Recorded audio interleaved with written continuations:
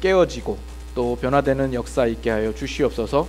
부족한 종을 세우셨사온데 주님 그 입술을 주장하여 주시고 담대하게 선포할 수 있도록 함께하여 주시옵소서. 예수님의 이름으로 기도합니다. 아멘. 우리가 지난주에는 전교인 수양회를 가졌습니다. 그래서 이 중에는 함께 하신 분도 계시고 오지 못하신 분들도 있으리라 생각을 합니다. 그러나 정말 함께 하신 분들은 아시겠지만 그 가운데 정말 풍성한 하나님의 놀라운 은혜들을 우리가 함께 또한 누리는 시간이 되었습니다. 그래서 함께 갔던 분들은 함께 하지 못하신 분들에 대하여서 참 안타까운 마음을 가지실 거라 생각합니다. 또 여러 가지 사정으로 인해서 가지 못하신 분들은 어떤 마음을 가지시고 계십니까? 어떤 마음을 가져야 정상일까요?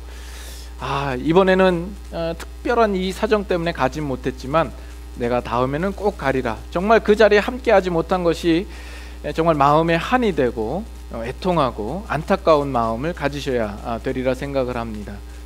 그러나 만약에 여러분이 안 가도 그만이지 이런 식의 마음을 가지고 있다면 뭔가 여러분의 마음에 문제가 있는 겁니다. 그만큼 어떤 마음의 갈급함도 없고 정말 다른 사람들이 나보다 더 좋은 것을 가지면 우리가 샘이 나고 시기가 나고 나도 갖고 싶다라는 생각을 가져야 마땅한데 그런 마음이 없다라는 것은 뭔가 우리 마음에 문제가 있는 것은 아닐까 스스로 돌아보고 아무쪼록 여러분의 마음도 정말 하나님의 은혜를 함께 정말 갈급히 추구하는 여러분의 마음 되실 수 있기를 바랍니다. 저도 수양회 때 말씀을 전하는 입장이 아니라 앉아서 말씀을 받는 입장으로서 큰 은혜를 받았는데 그래서인지 오늘 말씀을 나누고자 하니까 이 설교자의 어떤 감이 좀 안 와요. 그래서 참 걱정입니다. 1부 때에도 좀 많이 헤맸는데 더군다나 오늘 시간이 많이 없어서 1부 때 한 설교를 또 이렇게 좀 줄여야 되는 입장에 있습니다. 그래서 여러분들이 잘 들으시면 좋겠습니다. 한 사내가 그 인생을 돌아볼 때 너무나 고생이 늘 있는 거예요. 뭔가 일이 꼬이고 잘 되지 않습니다. 나이가 이제 37인데 하는 사업마다 망하고 돈도 벌리지 않고 고생이 심한 겁니다. 그래서 이렇게 살 바에야 그냥 죽는 게 낫지 않을까라고 생각하던 차에 그러면 답답한 나머지 그 용하다는 점쟁이라도 한번 찾아가 보자. 그래서 다음날 점쟁이를 찾아갔습니다. 찾아가서 자신이 지금까지 고생한 이야기를 하고 앞으로 이 고생이 언제까지 계속될 것인가, 언제쯤이면 나의 팔자가 펼 것인가에 대해서 물었습니다. 그랬더니 점쟁이가 하는 말이 당신은 40세까지 고생을 하겠소, 이런 거예요. 그러니까 이 사내가 상당히 뛸 듯이 기쁜 겁니다. 아니 그렇다면 이제 40살 이후부터는 돈도 잘 벌리고 내가 이제 팔자가 펴서 편하게 산다는 말씀입니까? 그랬더니 점쟁이가 하는 말이 아니요, 40살 이후에는 그 고생에 익숙해질 겁니다. 고생에 익숙해진다는 거죠. 우리 인생을 돌아봐도 그렇지 않습니까? 여러분의 인생에 고생과 시험과 환난이 없던 때가 있습니까? 우리의 살아가는 삶이 늘 어려움의 연속입니다. 좀 전에 나눴던 이야기처럼 우리의 고생도 좀 익숙해지면 좋으련만 또 익숙해지지도 않는 것 같아요. 매번마다 새로운 어려움들, 예상치 못했던 환난들이 우리에게 다가옵니다. 우리 신자들은 그렇다면 이런 환난들에 대하여서 어떠한 이해를 가지고 바라보아야 할 것인가 하는 내용들을 잠깐 말씀을 가지고 나누기를 원합니다.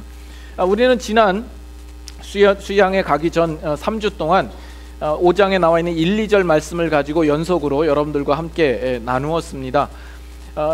예수 그리스도를 믿음으로 말미암아 우리가 의롭게 된 그 결과로서 우리에게 약속되고 보장되고 우리에게 축복된 것이 무엇인가를 우리가 확인을 했습니다.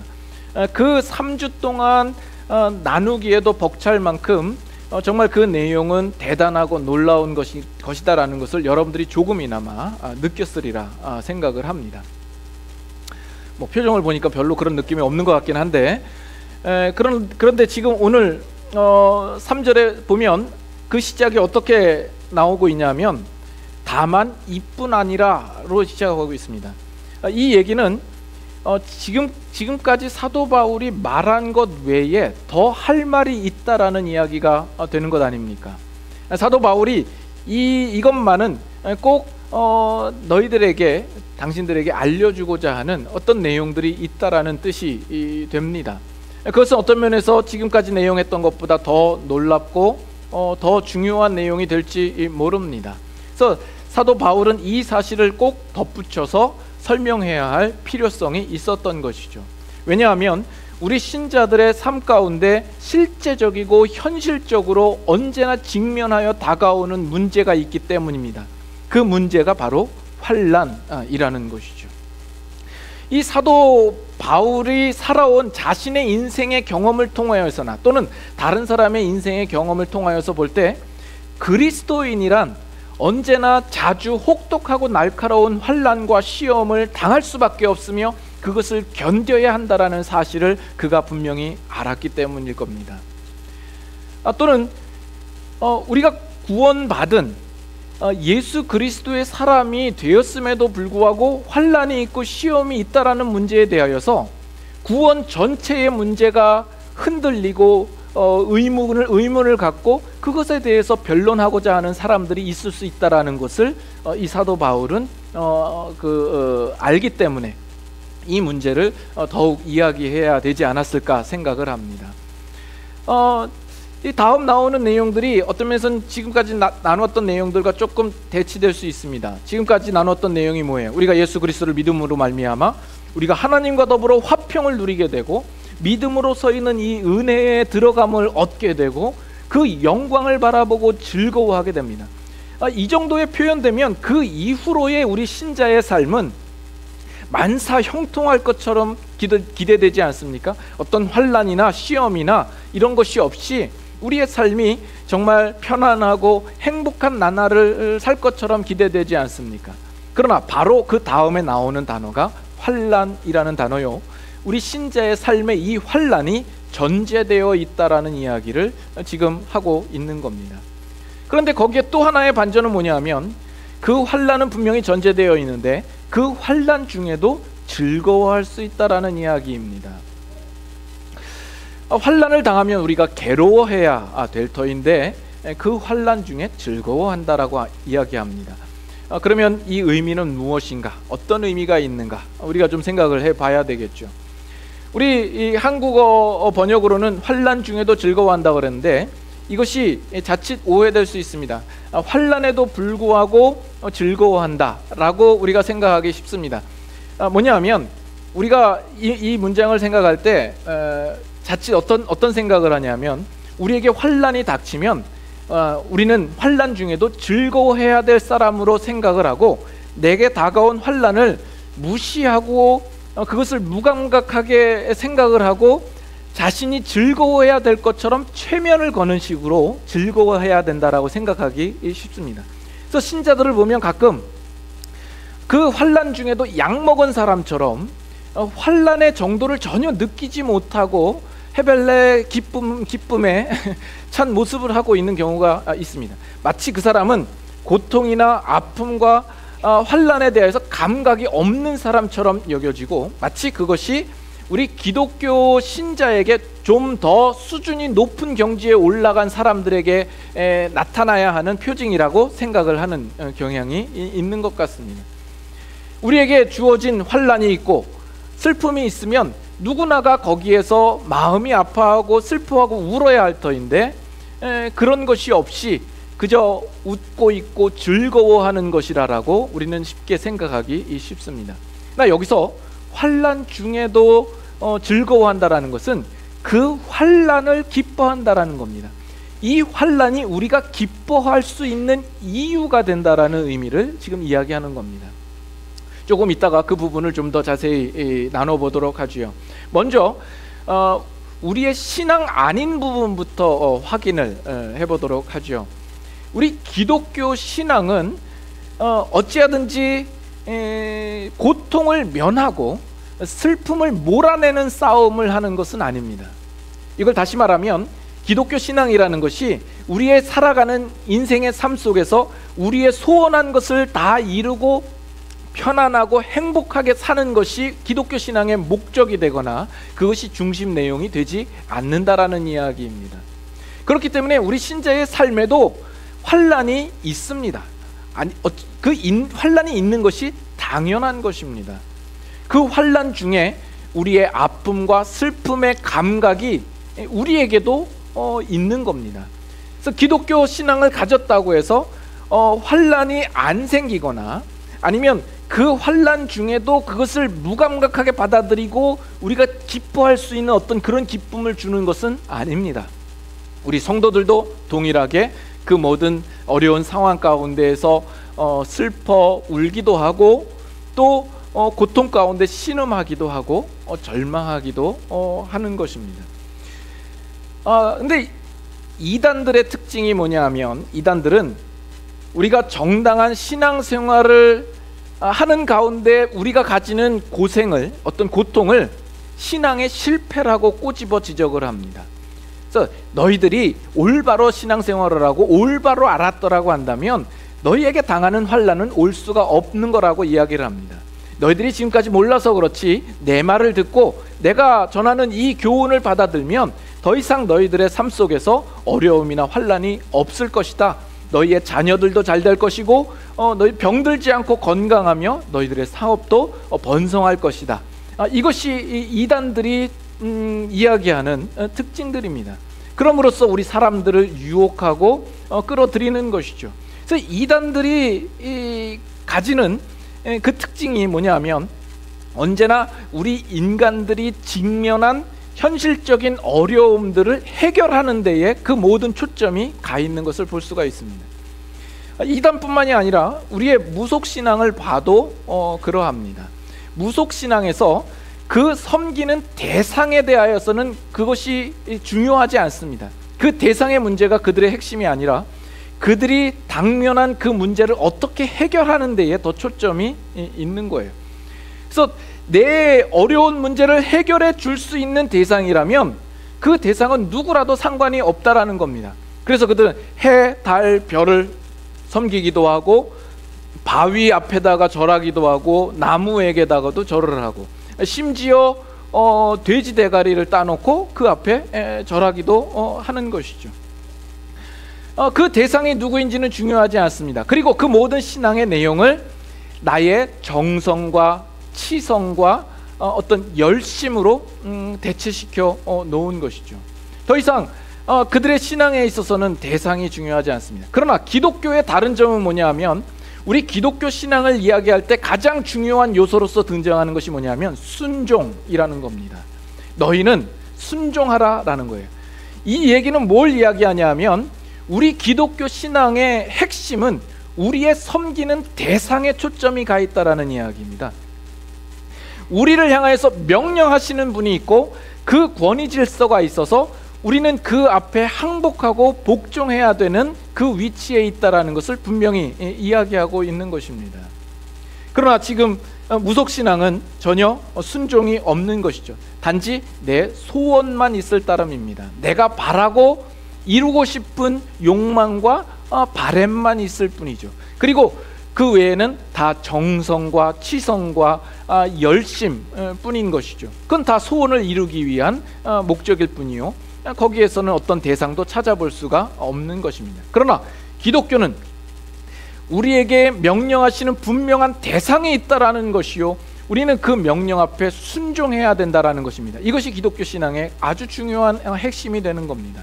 그래서 여러분들이 예수님을 믿고 신앙생활을 할 때 여러분들이 하나님 앞에 구하고 빌어야 되는 내용들은 여러분의 소원을 구하거나 여러분의 욕심을 따라 구하는 것이 되어서는 안 됩니다. 물론 우리는 얼마든지 하나님 앞에 구할 수 있습니다. 그분이 우리의 아버지시기 때문에 우리의 마음을 따라서 내 원하는 것을 구할 수 있지만, 궁극적으로 우리가 구하여야 할 문제는 그것이 아니라 내가 그 하나님의 명령 앞에 온전히 순종할 수 있는 자가 되어달라는 기도를 해야 되는 겁니다. 하나님, 내가 내 욕심대로 살지 않게 해주십시오. 하나님의 말씀에 귀를 기울이게 해주십시오. 나의 욕망이 나를 주장하지 않게 해주십시오. 나를 십자가 아래에 묻어주십시오. 이것이 기독교 신앙의 중요한 핵심이 되는 겁니다. 무속신앙에는 찾아볼 수 없는 것입니다. 하나님, 나는 너무나도 무지한 자입니다. 연약한 자입니다. 내 인생에서 나를 그냥 내버려 두신다면 나는 내가 좋은 대로 행할 수밖에 없는 자입니다. 그렇기 때문에 하나님께서 내 엉덩이를 걷어차서라도 내가 하나님이 기뻐하시는, 하나님이 목적하시는 그 길로 나아가게 해주십시오. 이것이 우리 신자들이 마땅히 하나님 앞에 기도하여야 할 정당한 기도의 내용이 되어야 되는 겁니다. 그러나 우리가 지금까지 보아왔던 예전의 신앙이나 아니면 오늘날에도 편만하게 우리 중에 나타나는 신앙의 모습은 이 기독교 신앙이 상당히 이 무속 신앙과 닮아져 있는 모습들을 심심치 않게 보게 되더라는 것이죠. 여러분들은 예수님을 어떻게 믿으십니까? 우리가 예수님을 믿는다고 한다면 그 예수님을 보내신 하나님과 그 예수 그리스도, 우리가 섬기는 그 대상에 집중하고 그분이 우리에게 무엇을 목적하시고 우리에게 무엇을 바라시고 무엇을 기뻐하시는가를 우리가 고민해야 될 것이며 그 앞에 순종하는 자로 서야 됩니다. 아까 집사님이 나오셔서 간증했던 내용들 속에서도 그런 내용이 있었듯이 우리가 올바른 신앙이라면 그래야 돼요. 그러나 우리는 그것이 아니라 예수 믿는 이유가 세상에서 나의 소원과 나의 이루고 싶은 것을 위하여서 예수 그리스도는 수단과 방법으로만 필요한 것이죠. 내가 원하는 것을 이루기 위한 목적으로만 하나님이 필요한 겁니다. 이것은 기독교 신앙을 아주 무속 신앙으로 바꾸어 버리는 그런 모습이 되는 것입니다. 여러분들에게 질문해 보죠. 여러분들의 소원은 뭡니까? 여러분의 인생의 소원은 무엇입니까? 여러분의 인생의 소원이 정말 하나님이 우리에게 목적하신 바 그 뜻대로, 그 기뻐하시는 모습대로 살아가기를 원하는 것이 여러분의 소원이십니까? 아니면 그 외에 다른 것입니까? 여러분 BTS 들어보셨죠? 네. BTS를 모르시는 분들은 오늘날 이 세대와 흐름을 잘 모르시는 겁니다. BTS는 비하인드 씬이 아니고요. 방탄소년단이라 해서 한국의 7명으로 구성된 아이돌 그룹입니다. 근데 지금 현재 전 세계적으로 대단한 인기를 끌고 있는 그룹이요. 여러분들 여기 계신 분들 가운데는 세대가 비틀즈 세대이신 분들도 계시죠. 그 비틀즈의 견주는 지금 그룹이 됩니다. 저는 그 BTS의 팬은 아니고, 그러나 BTS가 잘 되기를 응원하는 사람 중에 한 사람입니다. 물론 뭐 제가 한국 사람이라서가 아니라, 물론 저는 지금 한국 사람이 아니라 미국 사람 됐습니다. 시민권 인터뷰 통과하고 또 선서도 해서 시민권 받았습니다. 미국 사람 됐습니다. 그러나 참 그 작은 우리 한국이라는 나라에서 그런 그룹들이 전 세계적으로 인기를 끄는 것이 참 아주 기이한 현상이고, 또 그 재밌고 또 한국 태생이고 메이드 인 코리아라서 그런 것이 좀 흐뭇하게 작용을 합니다. 그리고 선교사님들 이야기가 이런 BTS나 그 K-팝이 전 세계 구석구석에 알려져 있기 때문에 선교사님이 현지인들에게 다가가서 쉽게 접촉점을 찾고 접근할 수 있는 아주 유용한 도구가 된다고 합니다. 그래서 이것을 통하여서도 하나님께서 또 뭐 일하시는 방법이 있지 않을까라는 생각을 해봅니다. 자, 그런데 이 BTS가 상당히 그 인기가 많아요. 그래서 지금 뭐 미국의 그 스테디움마다 돌아다니면서 콘서트를 하고 또 남미로 갔다가 또 유럽으로 가서 지금 뭐 하고 그러고 있는데, 그 티켓을 구하는 것이 하늘의 별 따기인 거죠.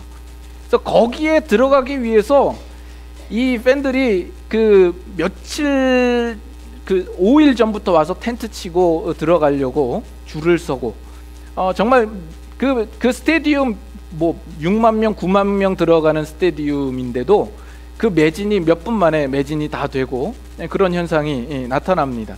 그래서 작년에는 그 콘서트 티켓 한 장이 그 암표로 거래되는데 가장 그 비싸게 팔린 티켓이 이 BTS 티켓인데, 그 티켓 가격이 얼마이냐 하면 8,000불이랍니다.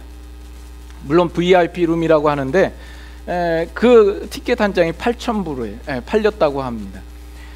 그 BTS를 좋아하는 많은 팬들이 정말 그들의 노래를 좋아하고 댄스를 좋아해서 그토록 열광하고 정말 난리 법석을 떱니다. 근데 그걸 보면서 BTS를 설명하는 것이 아니라 그걸 보면서 오늘 예수님께서 우리에게 찾아오신다면 오늘 우리들은 그 예수 그리스도를 얼마만큼 기뻐하며 열광적으로 그를 환영하며 맞이하겠는가, 우리의 마음을 한번 생각해 보는 거예요.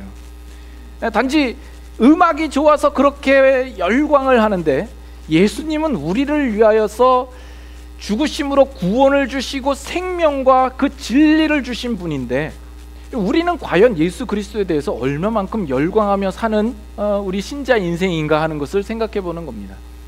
찬양 중에 그 찬양이 있죠. 내가 원하는 한 가지, 주님의 기쁨이 되는 것.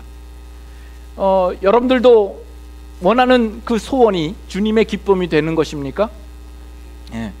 아멘이라고 하셨는데, 저도 그럴 거라고 믿습니다. 아마도 여러분들이 예수님을 사랑할 것입니다. 그러나 이렇게 추측으로만이 아니라 저나 누구나 여러분들의 삶을 볼 때, 정말 저 사람은 주님을 기뻐하시는 데에 목적을 두고 사는 사람이구나 라는 것을 확신할 수 있게 살아주십시오 하는 것이 제 부탁입니다. 적어도 그렇게 살기 위하여서 발버둥 치고 치열하게 싸우는 삶을 살고 있구나 라고 인식될 정도의 삶을 살아야 하지 않겠습니까? 그것도 아니요, 그냥 어영부영 살며 내가 소원하는 것, 내가 바라는 것을 위할 때에만 하나님이 필요한 정도로 사는 사람처럼 보인다고 한다면 우리는 참 부끄러운 사람들입니다. 그래서 일단 우리가 이 환난을 생각할 때 우리의 기독교 신앙이라는 것은 이 환난을 면하는 데에 우리의 목적이 있지 않다라는 것을 분명히 하십시다. 그리고 우리는 먼저 하나님의 뜻과 그 명령 앞에 복종하며 순종하며 그 기뻐하시는 뜻을 따라 사는 인생이 되는 것을 인식하면서 이 환난을 바라보아야 할 것이다라는 겁니다. 그래서 우리가 다시 본문으로 돌아가서 로마서 5장 1, 2절에 나와 있는 내용이 무엇입니까?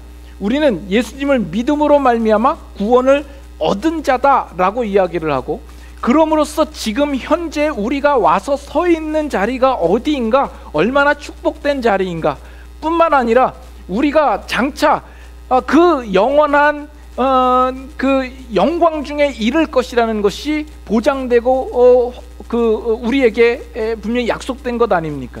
그래서 이 1, 2절 내용 속에서 우리가 그리스도인 된 그 신분과 그 특권과 그 보장과 그 축복들이 분명하게 우리에게 확인됐습니다. 우리가 예수 그리스도를 믿는다라는 것은 이제 더 이상 하나님도 우리를 놓지 않으실 것이요, 우리는 하나님께서 예비하신 영광의 자리까지 가고야 말 것이라는 것을 선포했습니다.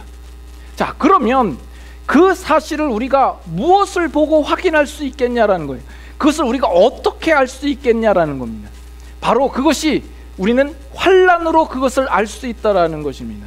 그렇기 때문에 이 환난이 우리에게 기쁨이 되고 즐거움이 될 수 있다라는 거예요. 무슨 얘기냐면, 우리가 환난을 당하고 있다라는 뜻은 우리가 하나님의 자녀라는 뜻이다라는 거예요. 만약에 우리가 하나님의 자녀가 아니라고 한다면 우리는 환난을 받을 이유도 없는 존재라는 겁니다. 내가 지금 이 땅에서 환난을 당하고 있다라는 이야기는 바로 하나님의 자녀되며 그의 백성되며 그리스도의 사람 되었다라는 그 증거가 되는 겁니다. 내가 환난을 당한다라는 것은 내가 이제 더 이상 세상에 속한 자가 아니요 하나님에게 속한 자이기 때문에 이 세상에서는 환난이 있을 수밖에 없다라는 겁니다. 내가 천국 백성 된 것이요 그리스도인 된 그 신분과 지위와 위치가 분명히 확인되는 자이기 때문에라는 겁니다. 마태복음 5장 한번 잠깐 볼까요? 마태복음 5장 10절 5장 10절 마태복음 5장 10절 한번 보겠습니다. 나로 말미암아 너희를 욕하고 박해하고 거짓으로 너희를 거슬러 모든 악한 말을 할 때에는 너희에게 복이 있나니 다 같이 했습니다. 기뻐하고 즐거워하라. 하늘에서 너희의 상이 큼이라. 너희 전에 있던 선지자들도 이같이 박해하였느니라. 자, 여기 보면 의로 말미암아 너희를 욕하고 박해하고 의를 위하여 박해를 받는 자는 복이 있나니 천국이 그들의 것임이라고 이야기를 합니다. 의를 위하여 박해받는 자는 천국을 물려받는다라는 거예요. 천국의 백성이 이미 되었다라는 의미가 되는 것입니다. 그들의 상이 큼이라. 이제 천국의 상을 기대할 수 있는 자라는 의미가 되고, 선지자들도 이와 같이 박해를 당했다라는 면에서는 우리가 하나님의 종이었던 선지자들과 같은 입장에 놓이게 되었다라는 것을 이야기합니다. 그래서 우리가 환난을 당한다라는 것, 우리가 예수 그리스도를 믿는 자로서 세상에서 환난을 당한다라는 것은 우리의 주어진 신분이 이제는 다른 신분과 다른 위치에 있다라는 것을 분명히 증명하는 겁니다. 그래서 사도행전에 보면 사도들이 그 당시 그 유대인 유력자들로부터 감옥에 갇히고 채찍에 맞고 풀려났을 때 그들이 고백한 게 뭐죠? 우리가 그 이름을 위하여 능력받는 일에 합당한 자로 여기심을 기뻐하면서 떠났다라고 이야기를 합니다. 채찍을 맞았는데 기뻐할 수 있었대요. 아니 채찍을 맞으면 내가 예수님을 믿고 났는데 왜 이런 고생까지 받아야 돼? 이런 불평이 아니라 거기서 기뻐할 수 있었다고 이야기를 합니다. 왜 기뻐할 수 있다고요? 그 이름을 위하여 능력받는 자로 합당한 자로, 능력받기 합당한 자로 여겨졌기 때문에 내가 이제는 그리스도를 닮은 자요, 그리스도와 함께 그 십자가에 동참한 자요, 그리스도와 동일한 고난을 받기에 정말 합당한 자격자로 인정받았다라는 사실 때문에 기뻐하는 것입니다. 우리 신자가 이 세상에서 예수 그리스도의 이름 때문에 하나님의 자녀된 그 신분 때문에 우리가 환난을 당한다면 그 환난은 우리에게 기쁨이 되는 것이죠. 우리의 신분과 위치를 더 분명히 하는 것이기 때문에 그렇습니다. 둘째는 우리가 하나님의 자녀로 부르심을 얻고 우리가 하나님의 자녀로 부르심을 얻었는데 하나님께서 우리를 자녀로 삼으신 것으로만 하나님이 기뻐하시지는 않을 겁니다.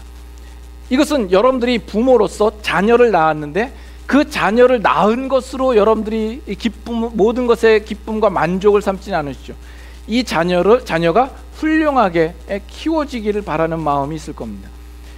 우리가 찾아보진 않습니다만 히브리서 12장에 보면 징계에 대하여서 이야기가 나옵니다. 그러면서 뭐라고 이야기를 하냐면 하나님께서 사랑하시는 자를 징계하시고 그의 받으시는 아들들마다 채찍질 하시느니라 이야기를 합니다. 그리고 그의 삶에 징계가 없으면 사생자라고까지 이야기를 합니다. 우리가 징계 그러면 좀 부정적인 이미지가 있습니다. 뭔가 죄를 졌기 때문에 벌 받는다라는 느낌이 있죠. 그러나 그 징계의 헬라어 언어는 그 파이데이아라는 건데 이것이 이 피디아트릭스의 어원이 됩니다. 그래서 그 징계의 의미는 아이 만들기, 자식 만들기입니다. 자식을 부모가 올바르게 키우기 위하여서 그를 훈련시키는 것이 이 징계가 되는 겁니다. 그래서 여러분들이 자녀들이 잘 크도록 자녀들을 깨워서 매일마다 등 떠밀어서 학교에 보내죠. 뿐만 아니라 밥 먹을 때는 식사 예절을 가르치고, 옷 입을 때는 이렇게 입어라, 방을 이렇게 청결하게 하라, 이렇게 이야기를 합니다.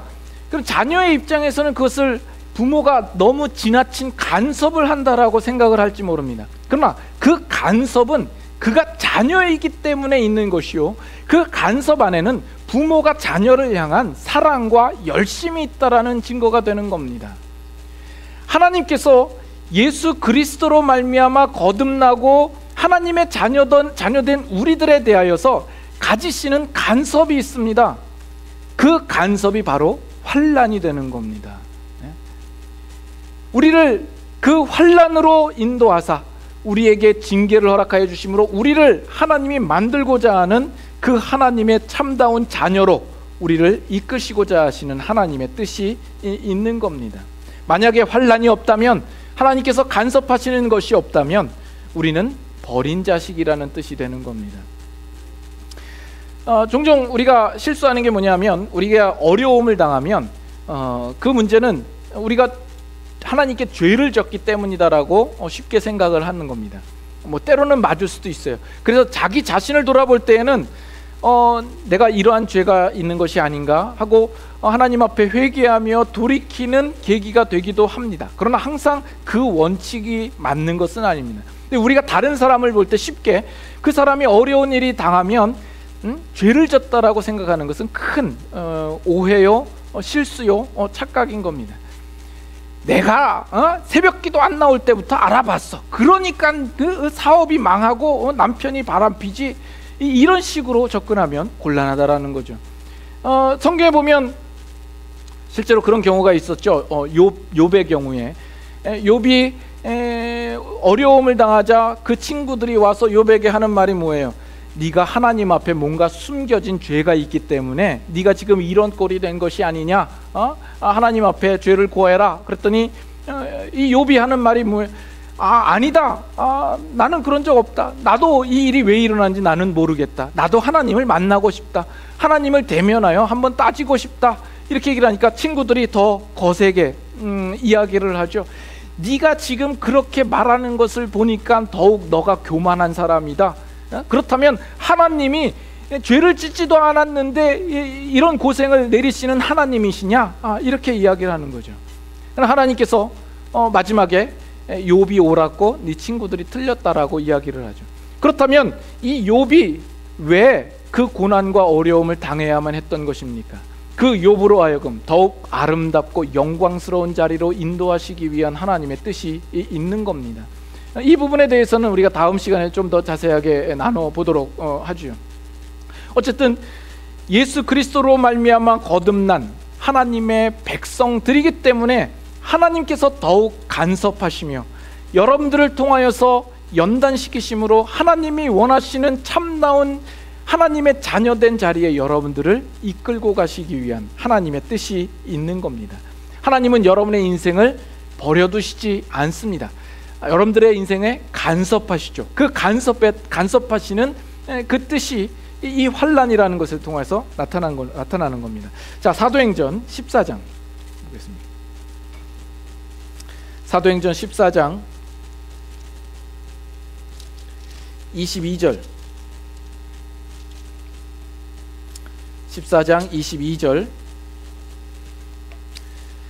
자, 찾으셨으면 다 같이 한 목소리로 읽겠습니다.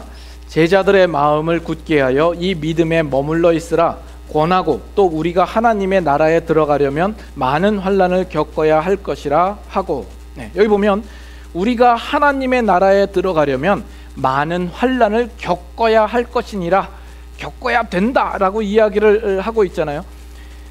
여러분, 이 사도 바울 그러면 우리는 정말 흠잡을 수 없이 누구보다 훌륭한 하나님의 종이요 하나님의 사람이라고 생각되지 않습니까? 그런데 이 사도 바울이 이야기를 하면서 자기를 제외하고 이야기하는 것이 아니라 자기를 포함시켜서 이야기를 합니다. 그래서 우리가 라고 표현을 하죠. 사도 바울도 하나님의 나라에 들어가려면 그 환난이라는 것을 가질 수밖에 없다라고 이야기를 합니다. 이 사도 바울이 가는 길이, 그리고 그 사도 바울이 맡은 사역이 하나님의 일이긴 하지만 이것은 사도 바울 스스로에게는 또한 그가 온전하게 만들어지는 일이기도 하는 것입니다. 그가 하나님의 복음을 전할 때에 세상이 그 복음을 방해하기 때문에 나타나는 환난이기도 하지만, 또 한편으로는 이 사도 바울은 이 과정들을 통하여서 자신이 온전케 되어지는 하나의 어떤 과정이 되는 것입니다. 이런 이중적인 사실이 우리 신자들의 인생 가운데에도 숨겨져 있다라는 사실입니다. 여러분의 인생 가운데 어떠한 상황을 통하여서 여러분들이 환난이 주어졌는지 몰라요. 그러나 그 환난을 통하여서는 분명히 또한 여러분들을 하나님께서 올바르게 세우시고 만들기 위하여서 있는 하나의 과정이라는 사실을 알아야 하는 겁니다. 그래서 우리가 하나님 나라에 들어가려면 많은 고난을, 환난을 겪어야 된다라는 이야기를 하는 겁니다. 씨 뿌리는 비유를 보면 그 돌밭에 뿌려진 씨앗을 어떻게 설명하냐 하면, 돌밭에 뿌려졌을 때에 즉시 그것을 그 말씀을 기쁨으로 받으나 뿌리가 없어서 잠시 견디다가 그 말씀으로 환난과 박해가 일어날 때에 넘어진다라고 이야기를 합니다. 우리 신자들이 가장 많이 넘어지는 부분이 어떤 부분입니까? 내가 신앙생활하면서 내가 기대하는 것과 성경이 요구하는 것이 차이가 날 때죠. 우리는 예수님을 믿음으로 나의 삶도 뭔가 평탄대로를 걷고 잘 될 것을 기대하지만, 예수님을 믿는 즉시 가정에 우환이 오고 많은 어려움이 닥칩니다. 그걸 보면 차라리 예수님을 안 믿는 게 좋았을 뻔했다, 예수님 안 믿는 게 더 편하겠다라는 생각을 하게 되는 거죠. 근데 누군가 이렇게 이야기를 합니다. 여러분, 예수님을 믿는 가정과 안 믿는 가정 중에 똑같은 조건이라고 한다면 그 자녀들이 좋은 대학에 들어갈 수 있는 들어갈 가능성이 많은 가정은 어떤 가정이라고 생각합니까? 예수님 믿는 가정과 안 믿는 가정 중에 어느 가정이 더 비즈니스가 더 성공적으로 잘 될 거라고 생각합니까?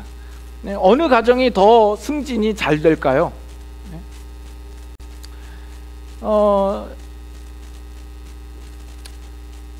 어떻게 생각하세요? 우리가 지금 이 자리에서는 여러분들이 설교의 의중을 알기 때문에 여러분마다 어떻게 대답할지 모르지만, 실제적으로 여러분의 삶으로 나아가서는 우리는 일반적으로 어떤 생각을 가지냐면, 예수 믿는 가정이 조금 더 잘 돼야 되지 않겠는가라는 생각을 가집니다. 하나님께서 우리를 보호하사 우리와 함께 하시고 축복하시니까 뭔가 콩고물이라도 믿지 않는 사람들보다는 우리에게 더 주셔야 되지 않겠는가라고 생각을 하잖아요. 그러나 실제적으로는 예수 믿지 않는 가정이 세상에서는 더 잘 살 가능성이 많습니다. 왜냐하면 하나님께서는 믿지 않는 그 사람들에 대하여서는 굳이 그들을 환난 가운데로 몰아넣어서 그들을 하나님의 온전한 자리까지 이끌어가야 할 책임이 없기 때문에 그렇습니다. 그러나 우리들은 다른 거예요. 우리들은 그저 세상에서 잘 사는 것이 목적이 아니라 하나님이 우리를 향해서 더 영광된 목적을 품고 있기 때문에 그 목적으로 가기 위해서 이 세상에서 환난이라는 것을 통하여서 우리가 다듬어지고 우리가 깨지고 우리가 하나님의 사람처럼 세워지는 그 일들이 우리 가운데는 끊임없이 나타나는 것입니다. 그 수양회 때 강사님도 그런 이야기를 하신 적이 있지 않습니까? 하나님이 우리를 하나님 앞에 가까이 나아가도록 하기 위하여서는 무슨 일이라도 하실 거라고요. 지구가 두동강 나는 한이 있더라도 하나님은 그 일을 포기하지 않으실 거라고요. 로마서 8장 17절에 보면 자녀이면 또한 후사, 상속자죠. 자녀이면 또한 상속자, 하나님의 상속자여 그리스도와 함께한 상속자니 우리가 그와 함께 영광을 얻기 위하여, 그렇죠, 고난도 함께 받아야 할 것이니라, 이렇게 이야기를 합니다. 우리는 하나님의 상속자로서 부르심을 받은 겁니다. 그렇다면 이 세상에서 그냥 유야무야 내 맘대로 살다가 간다고 한다면 그 상속을 받을 만하게 합당한 자로 우리는 설 가능성이 없는 겁니다. 하나님께서 우리가 그리스도와 함께하는 영광을 우리에게 주시기 위하여서 이 땅 가운데에서는 그 고난으로 우리를 인도하셔서 고난 속에서 그 합당한 자로 세워지기를 원하시는 겁니다. 그래서 우리는 알아야 합니다. 지금 내가 있는 이 모습 이대로는 안 되겠다라는 것을 우리는 스스로 인식해야 됩니다. 하나님이 목적하신 더 영광된 목적의 자리가 있다라는 것을 인식하고 우리는 끊임없이 그것을 훈련하며 연단하며 그 자리로 가야 된다라는 겁니다. 그래서 우리의 삶 가운데 환난이 있는 겁니다. 그렇다면 그 환난은 우리에게 손해되는 겁니까? 유익이 되는 겁니까? 그 환난을 통해서 하나님이 우리에게 더 좋은 것을 주시기 위해서, 우리를 완성하기 위해서 하는 것 아닙니까? 그렇기 때문에 우리는 환난 중에도 즐거워할 수 있는 겁니다. 마지막으로 또 한 가지는, 우리는 이 환난을 통하여서만 그 영원한 것에 대한 참된 시야와 눈을 뜰 수 있기 때문에 그렇습니다. 하나님이 우리를 영광된 자리로 인도하시고자 하시는 하나님의 목적이 있다는 것은 좋단 말이에요. 우리는 정말 그건 감사하다는 말이에요. 근데 그게 왜 꼭 환난으로만 되어져야 하는가라는 겁니다. 하나님이 그냥 우리에게 말로만 하셔도 되고 좋은 것으로 우리를 만들어 가실 수는 없느냐라는 것이죠. 그러나 가장 큰 이유는 뭐냐면, 영원한 것과 거룩한 것과 생명과 진리에 속한 그 모든 것은 우리 인간에게도 없고 이 세상에도 없고 오로지 하나님께만 있는 겁니다. 그런데 우리 인간이 그 환난을 당하지 않고서는, 그 한계를 경험하지 않고서는 하나님을 찾지 않는다라는 것이죠. 환난이 그렇기 때문에 있어야 되는 것이고, 우리는 이 환난을 통하여서만 하나님께로 나아오게 되는 겁니다. 우리 세상 사람들이 그런 이야기를 해요. 이 기독교 신앙을 가진 사람들은 자신의 의지가 너무 약해서 누군가를 의지할 대상을 찾기 때문에 하나님을 믿고 그 앞에 기도하는 것 아니냐. 이 기독교 신자들은 정말 그 의지력이 허약하고 정말 약한 사람들이다, 이렇게 이야기를 하죠. 근데 그것이 꼭 틀린 말은 아닙니다. 우리 인간들은 원래부터가 약하고 한계투성이인 사람들입니다.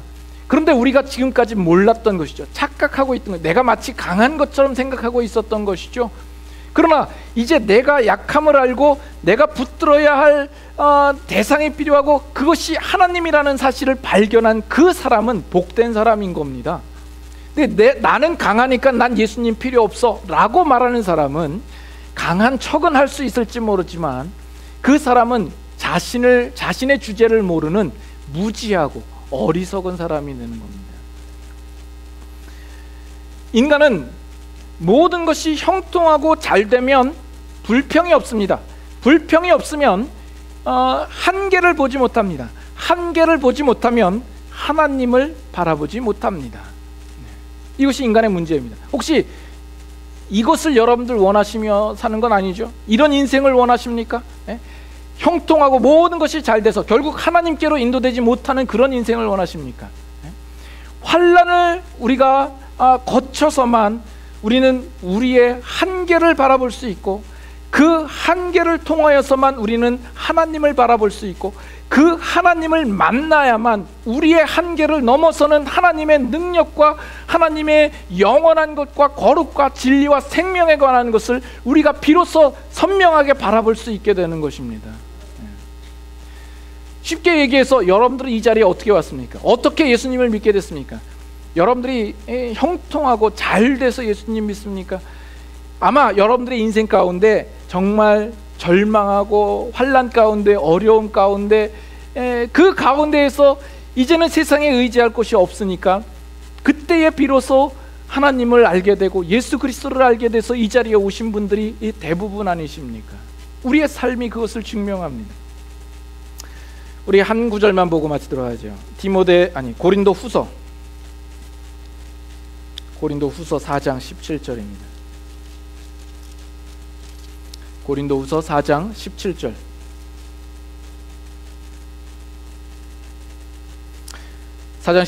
찾으셨으면 다 같이 한 목소리로 읽도록 하겠습니다. 우리가 잠시 받는 환난에 경한 것이 지극히 크고 영원한 영광에 중한 것을 우리에게 이루려 함이니.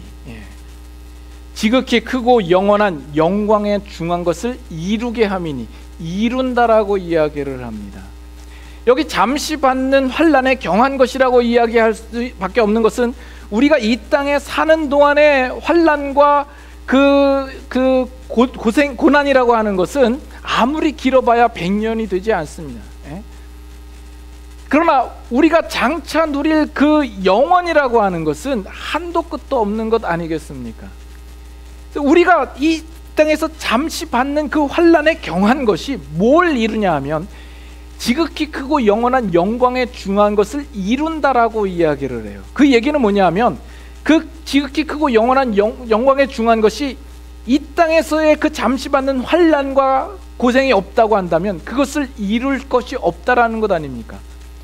우리의 이 땅에서의 환난은 우리가 반드시 거쳐야만 그 지극히 크고 영원한 영광에 중한 것에 이르는 겁니다.